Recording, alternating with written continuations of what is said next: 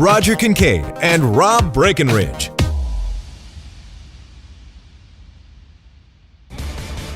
Hey, welcome back. Kincaid and Breckenridge Show, 3 hours of morning glory here on News Talk 770. Coming up at 11:30, Rob.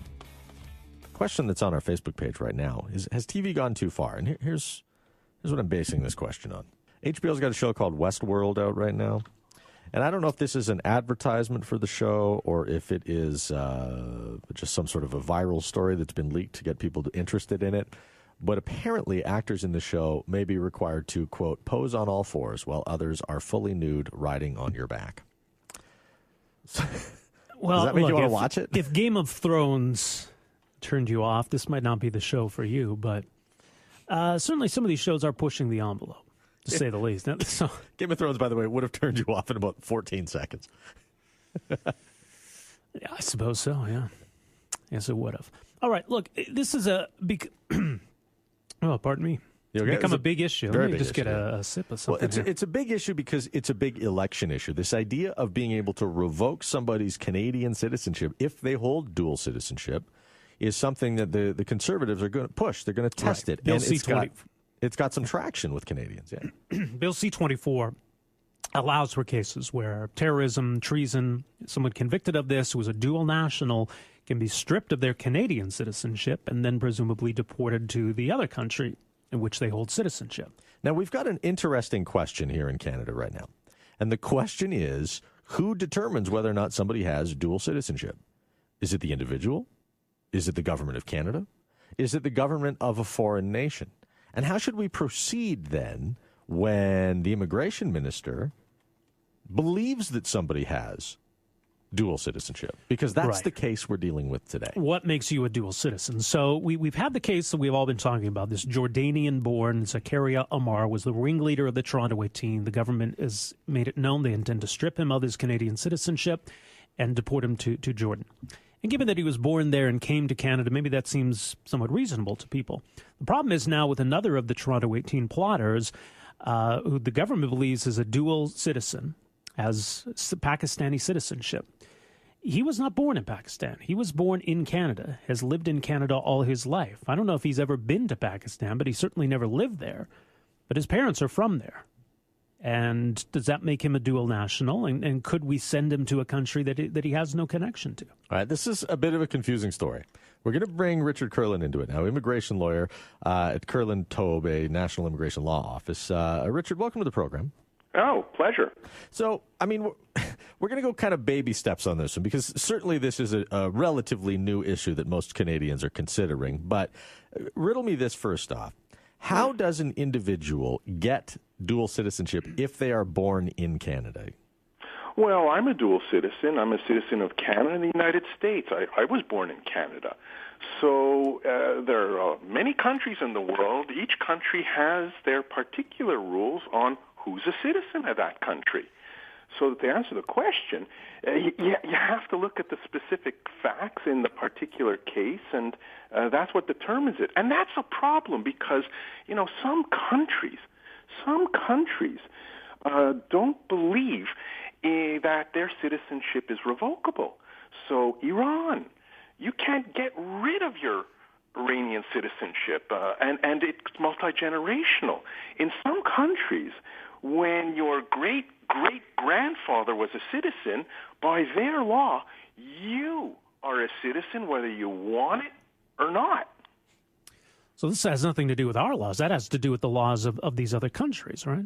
And so we are surrendering our Canadian sovereignty over an individual to the laws of another country. That's ludicrous. Like, take, for example, I mean, my father was born in Scotland. As far as I'm aware, I don't have UK citizenship. That doesn't automatically make me a citizen of the UK, does it? And there we go. So this is the Unemployed Citizenship Lawyer Relief Act, because all these questions are going to create new streams of business for Canada's citizenship lawyers. Just because you don't possess citizenship, because you haven't filled out the paperwork, are you a citizen of that country? Can the Canadian government complete the citizenship process on your behalf to get proof of your citizenship in that other country? No one knows. So this is tantamount, if you want to get to the brass tacks and bottom line, to the introduction here in Canada of the medieval law of banishment. Not only do you suffer the consequence of criminal conviction and incarceration, and rightly so, I want to underscore, rightly so, in addition to the criminal penalty, you will be banished. So we turn back the clock a few hundred years to the good old days when the state could, in addition to criminal sanction, boot you. And so it's a political choice.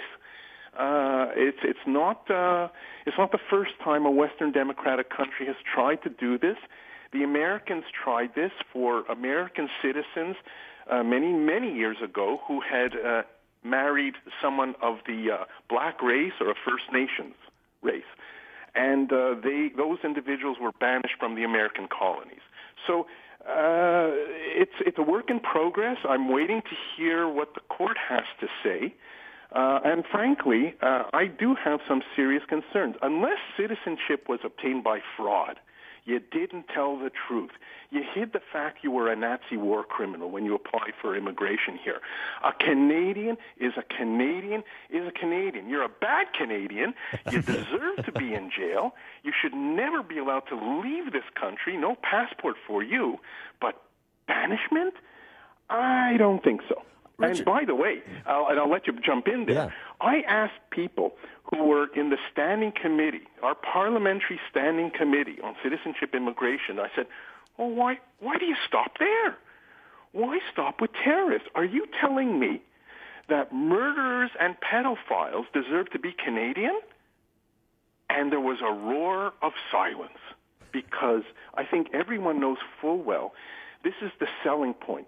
This gets the law on the books. There are next steps behind the wizard's curtain. Well, I think the government has tried to make it an argument that by committing treason or committing terrorism, you've but de facto declared war on Canada, as opposed to, you murdered somebody. That's not necessarily a declaration of war against Canada. So in other words, it's an act against the state. This is where we're drawing the line. I guess, yeah. And you see, I'm uncomfortable with that. People have left countries where an act against the state results in incarceration other than subversion or treason, espionage, what have you. The thing is, the fun thing before the court is going to be, show me the evidence. Because you can take away a charter right as long as it's reasonable and justifiable in a free and democratic society. And that's evidence-based. And we heard very recently a top intelligence bureaucrat, former head here in Canada, say, how is Canada safer by taking away this guy's citizenship? It doesn't work that way. There's no evidence, and that's what the court will balance. Okay. Interestingly, with this case, Richard, we're trying to figure out if they even have that option available to them. So let me step this back a little bit. I mean, we've got a man moves to Canada from Pakistan in the 70s, and he obtains his Canadian citizenship. When he does that, I mean, in the context of banishment, does Pakistan then look at him and say, hey, look, if you think you'd rather be Canadian than Pakistani, we'll help you out. We'll take away your Pakistani citizenship. That's what's weird about this case, because they took it away from him at one point, and then the government's claiming that in 2004, some new law in Pakistan meant that this guy and his family retroactively became citizens yet again. And that somehow that applied to his son who was born here. And so how does that sort out? I mean, the practical effect is that the fellow remains in limbo in terms of being removable from Canada until all this is sorted out. So really, what are you doing? You're putting this family or this individual in the judicial system or the administrative system for, 10 to 15 years. Yeah. And so the real penalty is the uncertainty and stress and the cost of having to go through the process. I don't know. I think we can do better. We can be smarter. I think we have an obligation internationally never to allow bad Canadians to float globally. Well, yeah, I agree with that. That's why I don't like sending these guys who want to join ISIS over there on airplanes. I've said it many times. I want to drop them out of helicopters if we're going to do anything. Why in the world? You know the guy is a terrorist. Yeah. why are you sending one of the finest teachers into the nest? It doesn't make sense. Okay, so let me ask you this then, because I mean, you've got law books that have filled your head with knowledge on this matter. I've got comic books that I'm using to come at this, okay? But at some point here, tell me this doesn't have to happen. At some point here in this conversation where we're trying to declare this guy, Syed Gaya, we're trying to declare him a Pakistani Canadian dual citizen, Canada has to phone Pakistan and say, will you take credit for this guy? Will you call him Pakistani so that we can take away his Canadianism and send him over to you? Yeah, what if they say he's not Pakistani? Yeah. And what if they're successful, and during this process he files some paperwork to say, I'm no longer a Pakistani citizen, I give it up. Now Right. what? Right. So, no, and even better, let's say they get their paper on the Canadian side, and after that he abandons his Pakistani citizenship. Now he's stateless. Now what? Well, we can't do that, can we? No, we shouldn't, and I don't think we can, frankly. We'll wait for the judicial process to take its multi-year look at this. But my goodness, it boils down to this. I think that the parliamentary process has truly expressed the will of the people. Poll after poll shows this is what many Canadians want to see. And we've seen this over the decades. Something that's popular is passed by Parliament, and then the judicial branch does its work and says, yeah, I understand it's popular, but it's not legal, if I have to oversimplify. Mm-hmm. And that pendulum is there regardless of which federal political party controls the government of Canada. Because, frankly, the Conservative Party and the Liberal Party over the decades have ridden the same pony ride time and time again. At the same time, I mean, putting the citizenship issue aside, when it comes to, say, permanent residence, for example, we do sometimes make those calculations that it's better that this person be somebody else's problem. There was a notorious Calgary gangster by the name of Jackie Tran that the government spent years trying to deport back to Vietnam and were finally successful. I don't know what he's up to in Vietnam, and maybe he's creating headaches for them over there, but it was one of those times, and we've done it in other occasions, where we say, look, we're going to be selfish. We don't want this person on our streets. He's now somebody else's problem. Yeah, and in terms of cost, in terms of danger to the public and the enhancement of Canadian security, go no. And that's the purpose of that evidentiary analysis. If the government of Canada has evidence that our population security will be increased by stripping citizenship, let's see the evidence. Just show the evidence. It's not enough that they've been convicted of terrorism. That's punishment. They're bad people. They're known terrorists, and they're likely, if you want to know, they're likely living in an electronic goldfish bowl because our intelligence system will not turn a blind eye to an obvious threat. So I would like to see the evidence first before rushing to judgment. Okay.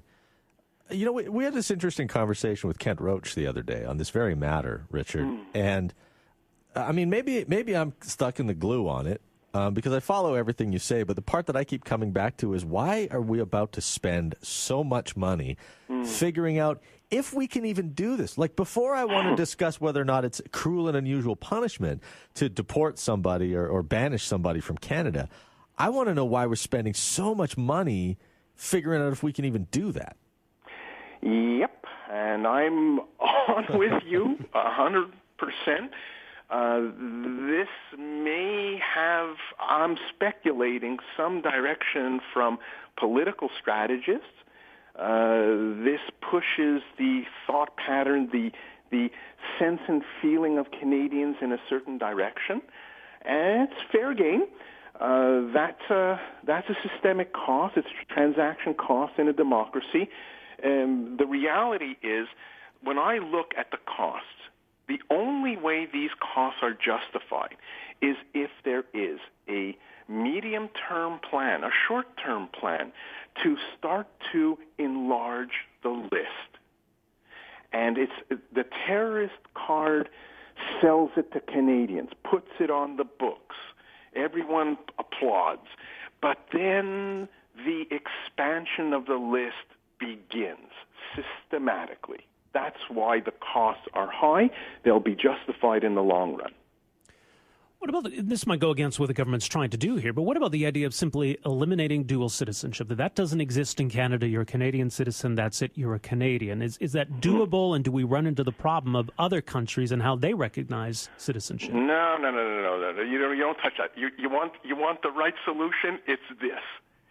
If you are a citizen of Canada, you are under a legal obligation to file every year an income tax return reporting your global income and global property and pay tax in Canada on it. That's how you cure this stuff, with your wallet. And once that happens, people who are not serious about Canada will just queue up in the thousands to lose their Canadian citizenship. So we can be a lot smarter about this. If you want to reduce the number of dual citizens, you introduce, as the Americans have, taxation based on citizenship, not taxation based on residence. All right. I wonder if this is not a stage. I mean, I'm asking you to read the tea leaves here, but I wonder if this isn't like staging for some conversation about whether or not we should be able to execute convicted terrorists in Canada. That's the first I've ever. I gasped. I actually gasped. Wow. Wow. We're it is on the table yeah. Because let's say someone is deported to their country of origin, and oops, bad luck. Now that you're there, they've discovered some new information, and off you go to the Sword Festival.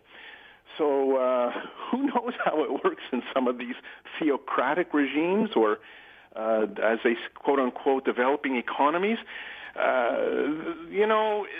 I think that when you're Canadian and you did not, you don't play games, you didn't get it by fraud, you're Canadian, and you get to sleep at night, even if you're a very, very bad person like a convicted terrorist. If we want to punish people with more severity, all we have to do is amend the criminal code. This thing about exporting bad Canadians is just bad policy. All right. Some great analysis, Richard. Thanks so much for making some time for us here this morning. Appreciate Always this. A pleasure. All right, Richard KURLAND, immigration lawyer based in Vancouver. So it is complex, the manner in which some people become dual citizens in the first place. And if you look at the legal filings in the case of this individual who was born in Canada, it is really complicated because it's not obvious when or whether this guy even became a Pakistani national. His parents were born in Pakistan. They came to Canada before this kid was born. He was born in Montreal. And because of a change in Pakistani law, initially the parents lost Pakistani citizenship. They were only Canadian citizens. Then later on in 2004, so many years later, the law changed in Pakistan. And according to the government's interpretation of that law, it made them citizens, once again, retroactive back to day one. So it's not even clear that the parents are Pakistani citizens, let alone the kid. The kid, as far as we're aware, well, he's 28 now. He never applied to become a Pakistani citizen. Does he hold a Pakistani passport? It's not immediately clear. So what makes him Pakistani? How could we deport somebody who was born in Canada and is a Canadian citizen? Clear as mud. Clear as mud. Yeah. We'll take a break right here and come back more on this topic when we return. It's Kincaid and Breckenridge on News Talk 770. Roger Kincaid and Rob Breckenridge.